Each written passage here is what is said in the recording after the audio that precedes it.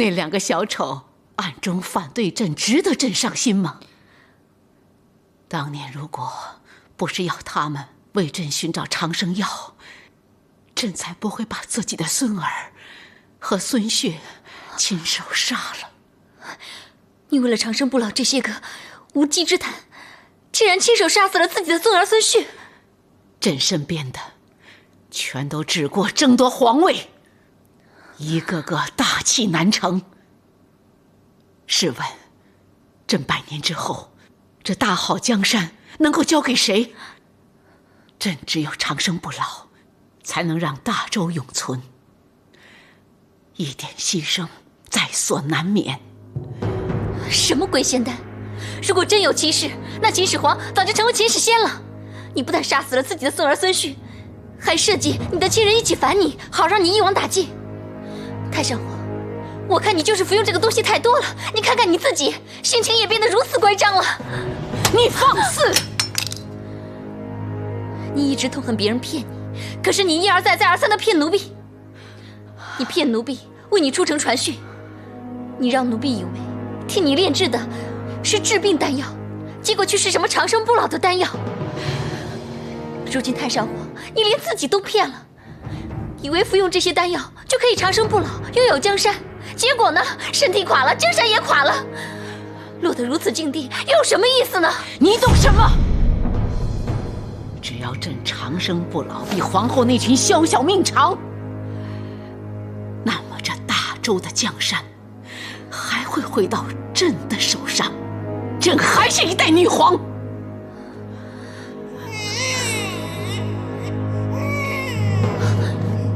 真的有婴儿的哭声！太上皇！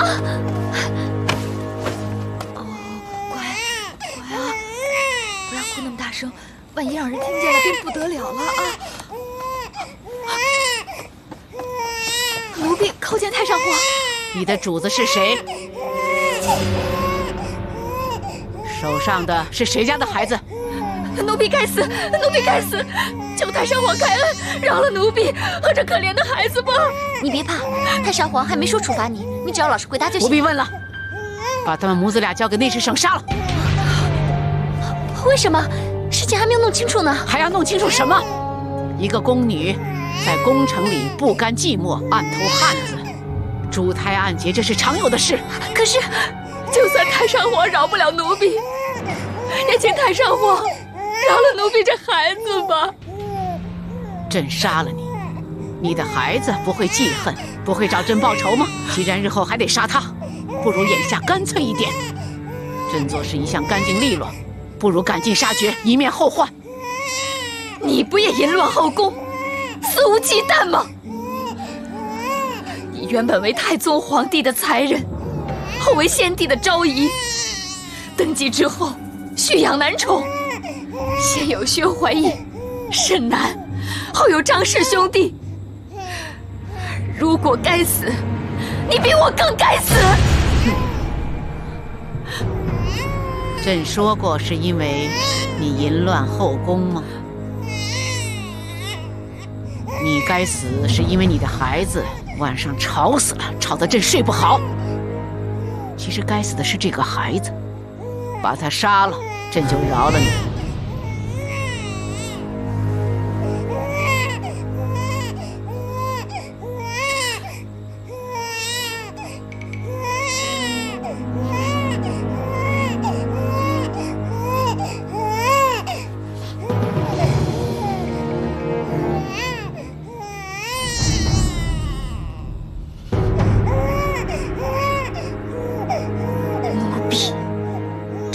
太上皇长生不死，纵使子女相残，子孙自绝，太上皇你一定八风不倒。纵使一身罪孽，两手血腥，太上皇你也要屹立在这大地上。太上皇啊，你一定要长生不死。你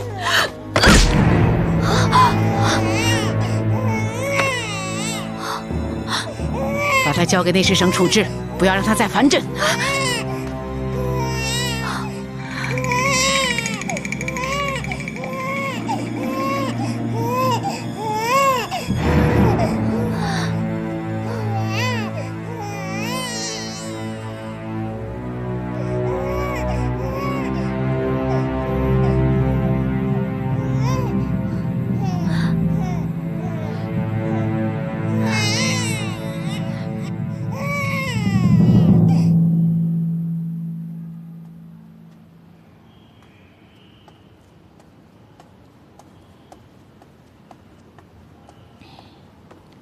孟凡，那个婴儿还没有交给内侍省吗？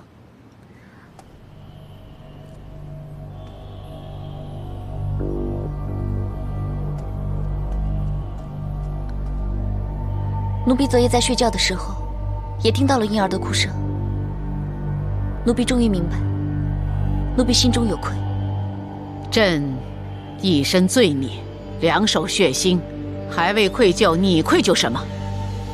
当然了，区区一个宫女，又怎么能让太上皇您愧疚呢？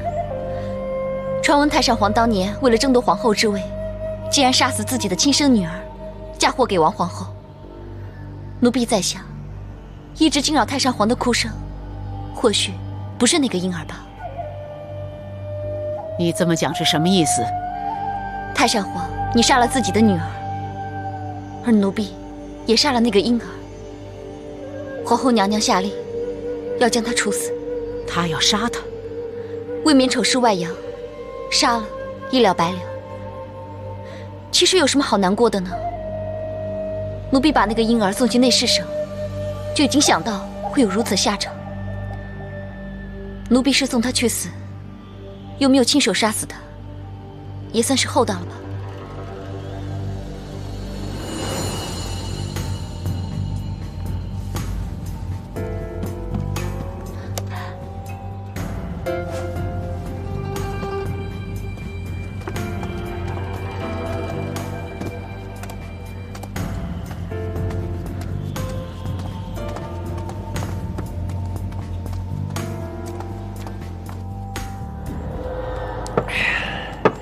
周公公追随皇上皇后多年，如今终于守得云开，当上内侍监了啊！是啊，周公公。是啊是啊，图个晚运，图个晚运。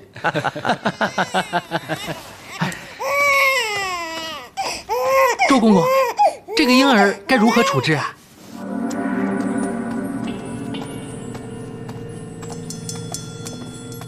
这么小，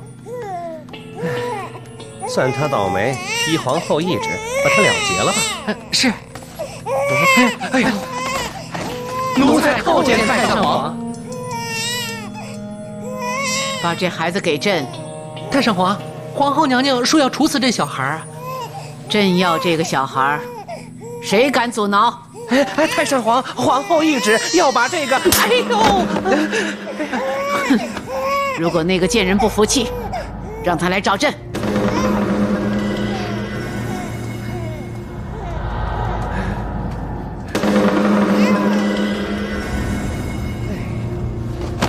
奴才所言句句属实。母皇要护那婴儿，就随他去吧。孟夫，你说，这老太婆大闹内侍府，你姐姐为什么不预先通报你啊？这件事可能事出突然，姐姐未及通报，不如让奴婢先向姐姐打听一下。废话，事后弥补还有什么意义？这老太婆做事一向都有所图谋，不可能为了救一个无关紧要的婴儿大发慈悲。奴婢叩见皇上、皇后娘娘，太上皇要召见内舍人上官婉儿大人啊。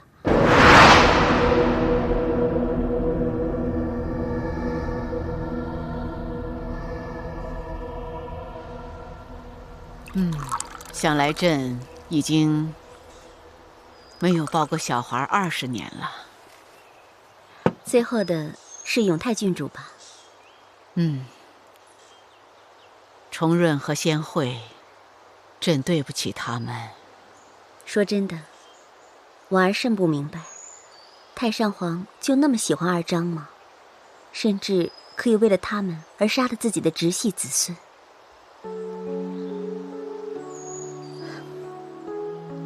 婉儿自14岁入宫，便服侍太上皇。我知道，你可不是一个不分青红皂白的人，就算要杀人，也要清楚所谓何事。你是14岁入宫的吗？朕也14岁入宫，于是踏上这条血迹斑斑的成王之道。皇后曾骂过朕，不知杀了多少李姓后人。其实朕知道，朕一共杀了93人，亲人23，宗室34，大臣36。这里面还没有算那些受到株连的人。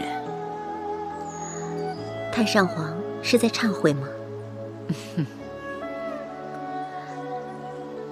那便算上婉儿一份吧。这些人的血，婉儿也沾了不少。更何况，到最后，可能还要沾上太上皇你的血。朕没有怪你。婉儿也从来没有埋怨过自己。朕当年召你入宫，就是看中你这一点，没有一般人说的仁义道德。不过，朕最欣赏的，就是你那双大眼睛，和朕刚出生便死的女儿非常相似。安定公主。如今又有一个宫女的眼睛和你很相似，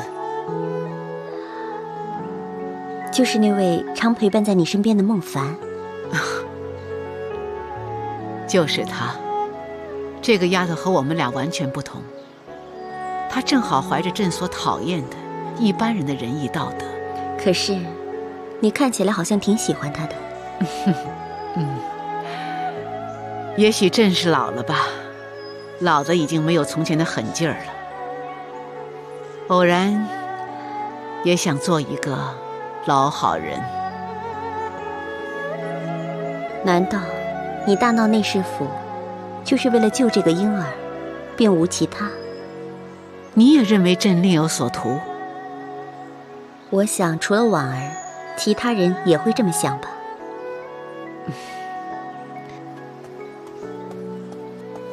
叩见太上皇、上官大人。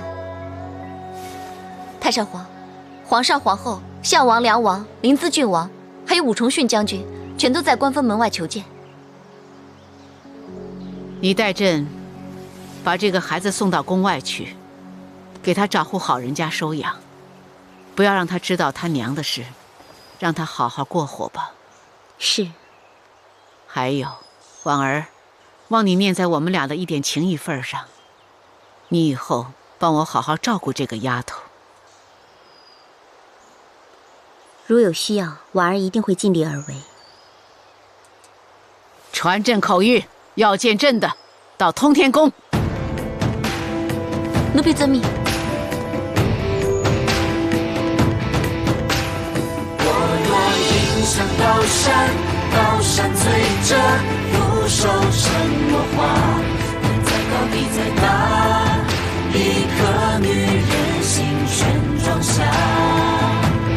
我若踏上火海，火海枯竭，万物又发芽。心中转风华，尽是女人天下。生杀予夺，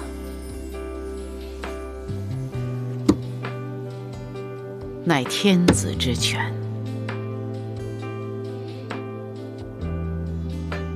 朕曾经翻手可杀万民，覆手可救苍生，这便是大权。只要大权在握，朕即天下。当年朕在这里开创大周，今天朕也要在这里做个了断。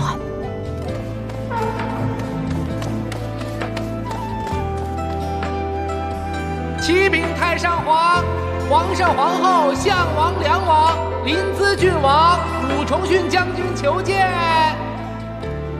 传。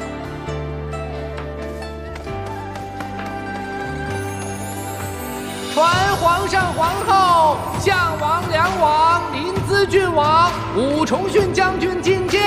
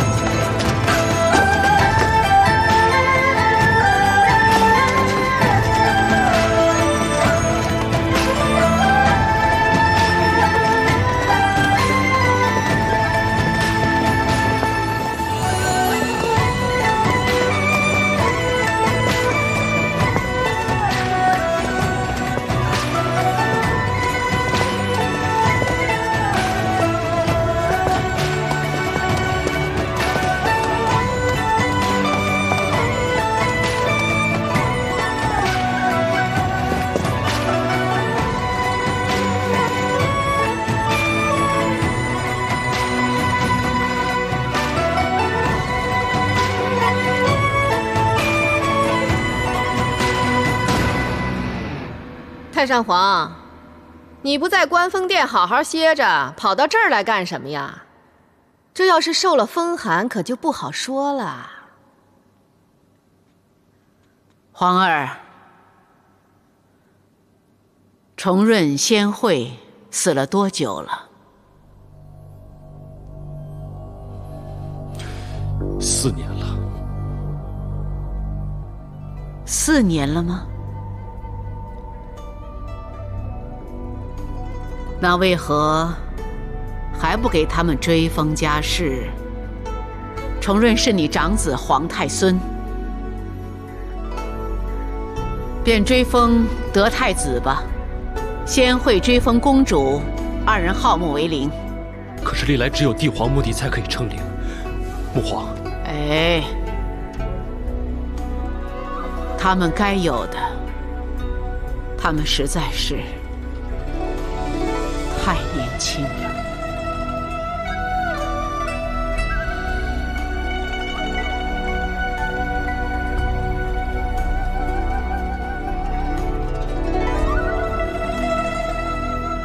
3嗣的侄儿延基，还有那个令月的丈夫薛绍，他们都死得冤。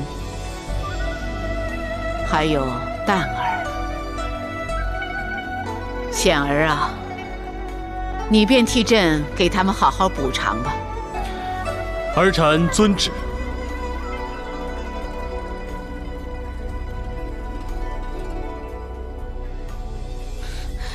我说你又想耍什么花招啊？啊？飞骑大将军到！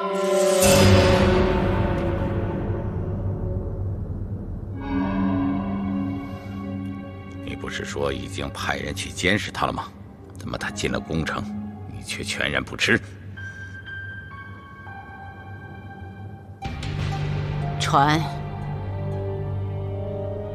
传飞骑大将军。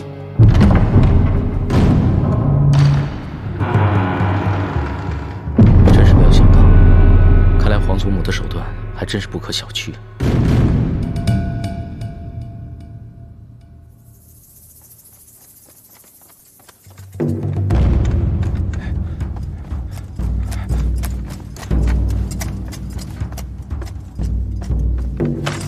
末将叩见皇上。朕知你一向忠心，交托于你的事从无耽误。如今，朕要交托你最后一件事，你可办到？纵使末将粉身碎骨，也定会完成使命。好，兵散于府，将归于朝。朕现在命你解散10万兵马，回朝辅助新主。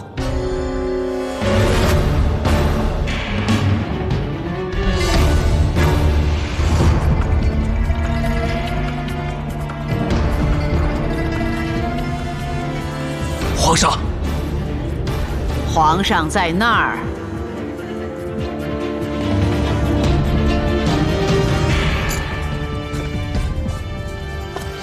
末将叩见皇上。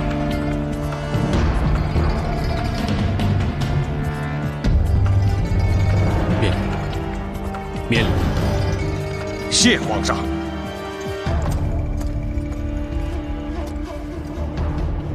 谢母皇。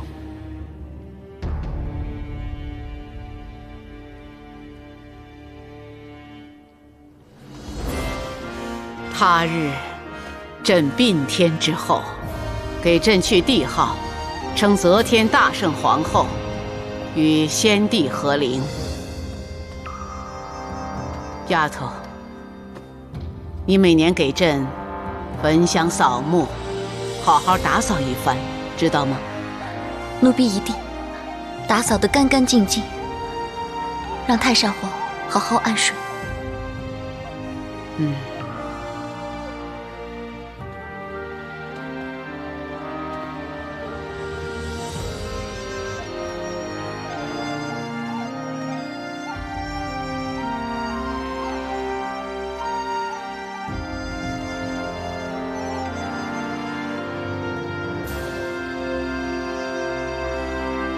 皇后，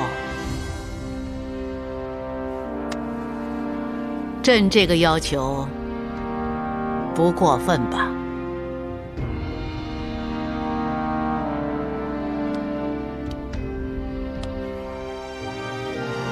孟凡，听到没有啊？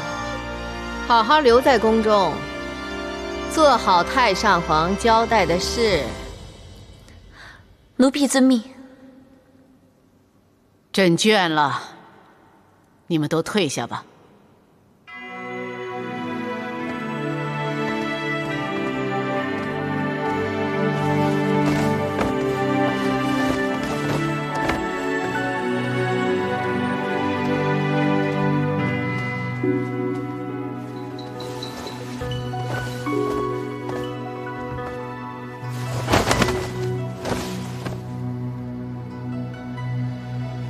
皇上万岁！皇上万岁！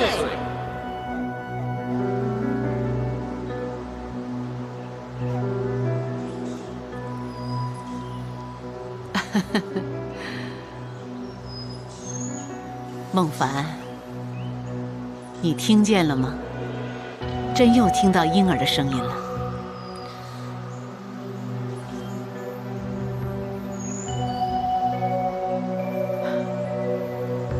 不过，朕这回听到的不是哭声，而是婴儿的笑声。朕这下总算是心安了。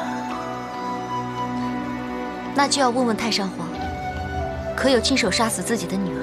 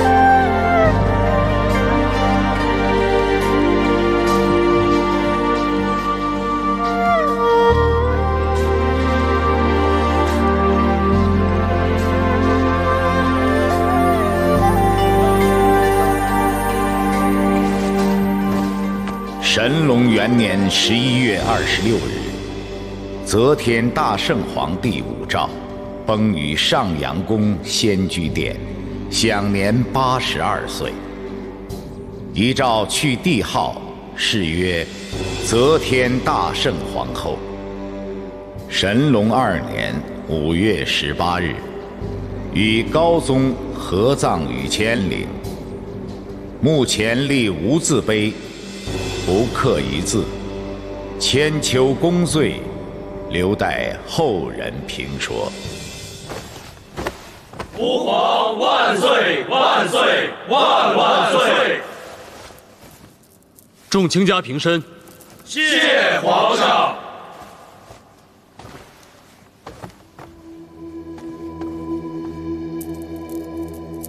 哎，何以今日上朝殿臣缺席者众啊？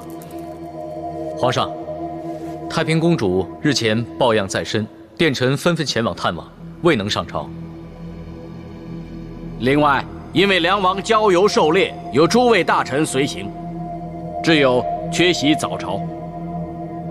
朝臣上殿议政，履行臣子之责，理所当然，岂有因为郊游玩乐而将政事旁落之理？梁王贵为王族，未带头，却首先犯禁，就更是罪加一等了。皇上，结伴狩猎而不朝，这是藐视帝威。皇上要正视听，显皇权，将梁王一众违规殿臣惩处。臣奏请皇上降梁王为公，收其封地，以彰显帝威。要将武三思削爵？皇上，此事重大，要谨慎考虑呀。皇上，朝堂之上，议政由臣，决策为皇，这里没有女子发言之理，请皇后自重。你，禀皇上，大臣有错当罚，但当前之急，应该是先攘外，再安内。要知道，自太上皇驾鹤西游，突厥再度大举进攻，吐蕃也作乱边陲，若不及早商量对策，必定会后患无穷啊！突厥吐蕃连年侵扰，实是我大唐之大患。可是要兴兵出征，一时三刻又绝难调度安排。那敢问皇上有何对策呀？对策？启禀父皇，目前吐蕃内部是主战，主和两派意见分歧。去年吐蕃派遣使来唐请婚，儿臣认为皇上可效法文成公主，以婚盟结义。我朝中安乐公主亭亭玉立，倘若将公主远嫁，一来可与吐蕃成姻亲结邦交，二来亦可向突厥示警，可谓是一举两得。说的是，言之有理。此提案不可行。皇后何出此言？公主年幼，难免恃宠生骄。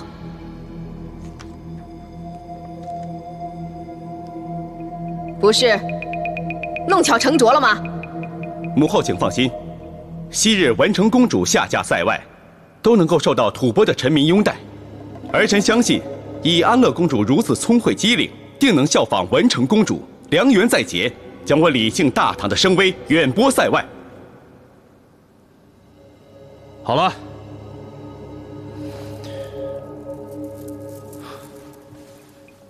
婚盟结义之事需从长计议。朕看今日大臣人数不齐，一切正事明日再议。退朝。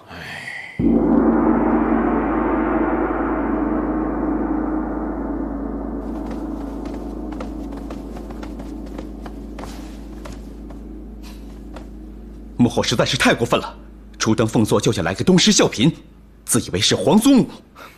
请太子慎言。我说错了吗？母后狼子野心，此乃众人皆知。没了大周皇朝，还有我李唐江山，可他偏偏就是听不进去，非得将我的李唐江山变成他的韦氏王朝。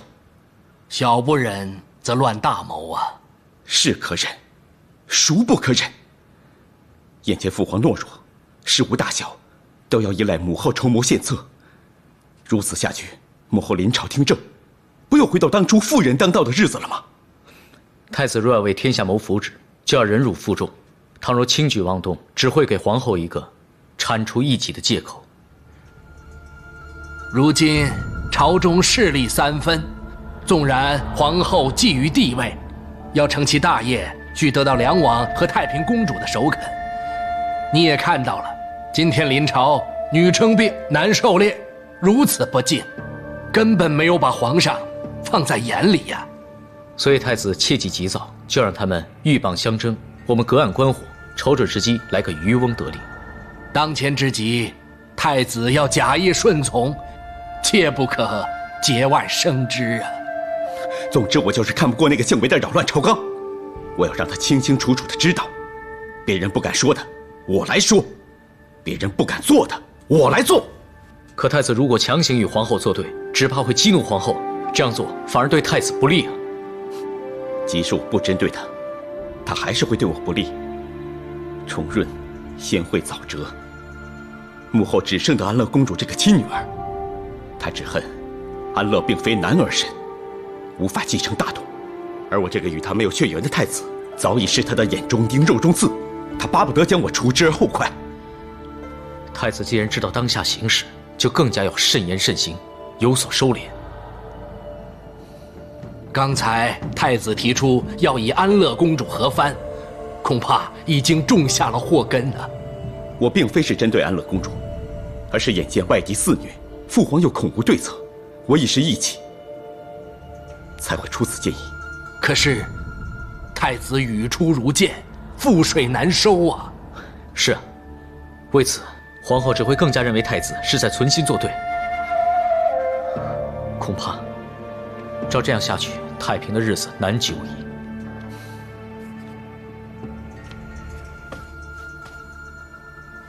充俊，能够有2位贤臣勇将相辅，我有信心，再次将我李氏大唐重现辉煌，将朝纲重纳正轨。本太子绝对不允许第2个武曌再登位称皇。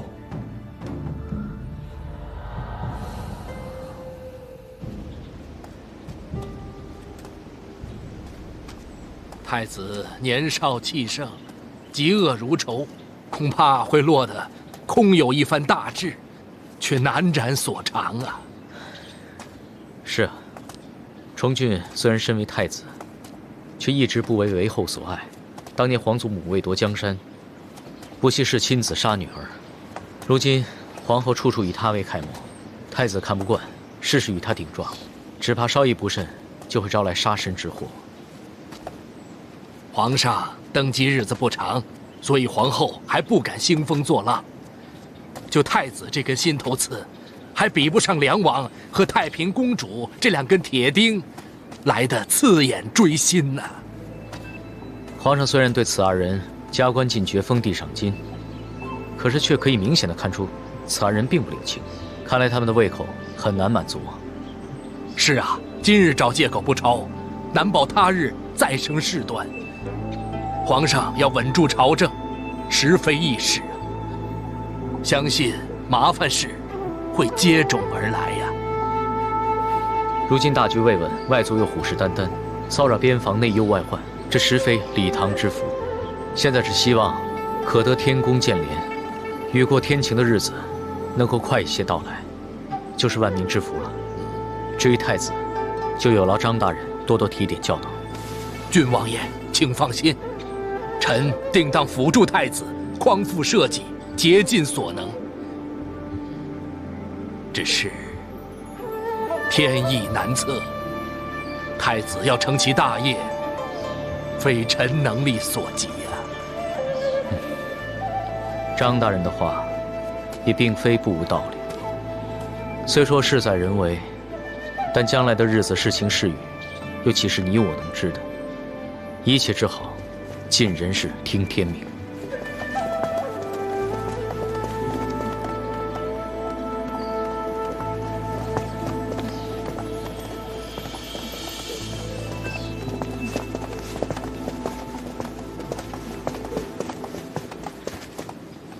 参见郡王爷，张大人。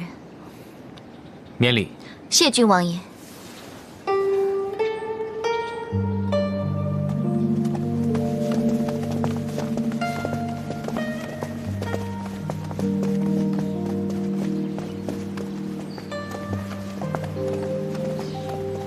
郡王爷，你在看什么？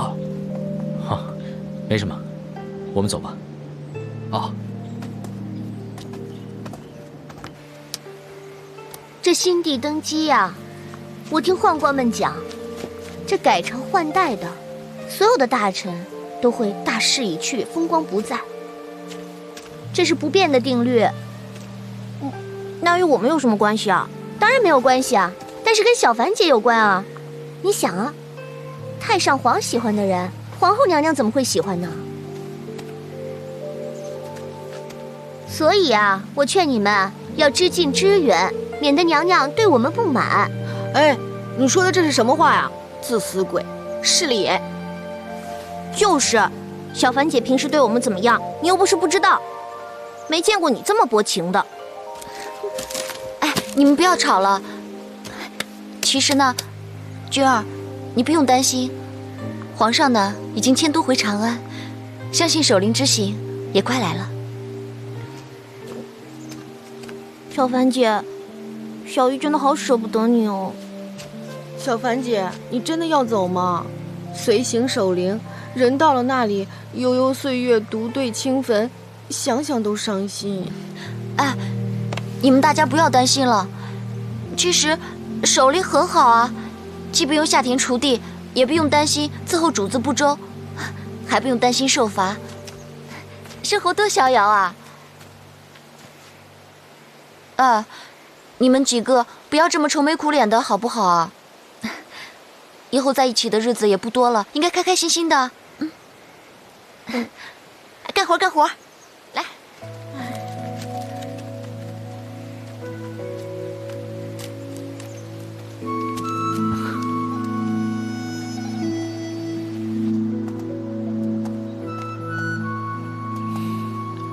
孟凡，你近来可好啊？郡王爷这个好的意思是，人能够心宽自在，本王认为，这就是好。这样孟凡就过得很好。那孟凡对好的定义又是如何呢？好就是吃得饱，睡得宁，跟家人相聚，跟朋友畅饮，心无恶念，欢心自在。以这个来看，孟凡现在过得非常好。可是本王听闻，孟凡姑娘现在即将有一个新的去处，被分派为太上皇守灵，你可真的想去？太上皇临终之命，就是让奴婢每年都要去焚香扫墓，不得有误。皇祖母是要皇后留你一命，守灵之事使他恐怕皇后要除掉皇祖母身边的旧人而下此命令。陵墓清冷，你孤身一人，那地方不适合你。去守灵呢，又不是只有孟凡一个人，还有其他好多公公啊，相互作伴。日子虽苦，但是可以离开这个是非之地。孟凡觉得也没有什么不合适的。宫里风云变幻莫测，每一步都如履薄冰，但陵墓四面孤寂，远离人烟，万一有什么事，叫天不应，叫地不闻，孤立无援。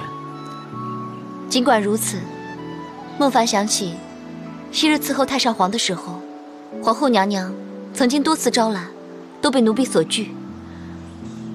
如今皇后娘娘主政，奴婢还能够保住性命，这已经很不错了。正因为皇后已登凤座，精力全花在主理政事，所以她是不会留意你的去留的。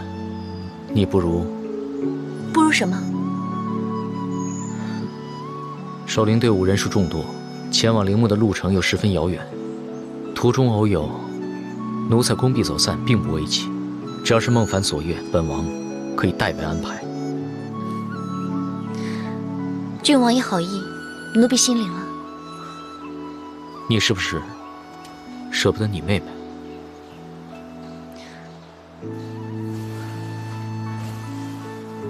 如果奴婢存心潜逃，就是触犯宫规，就会被终身通缉。那奴婢可能就会跟舍妹永远相隔，此生恐怕再难相见了。但是你被派去守灵，一样都是相见无期啊。只要有一丝希望，奴婢都不会轻言放弃。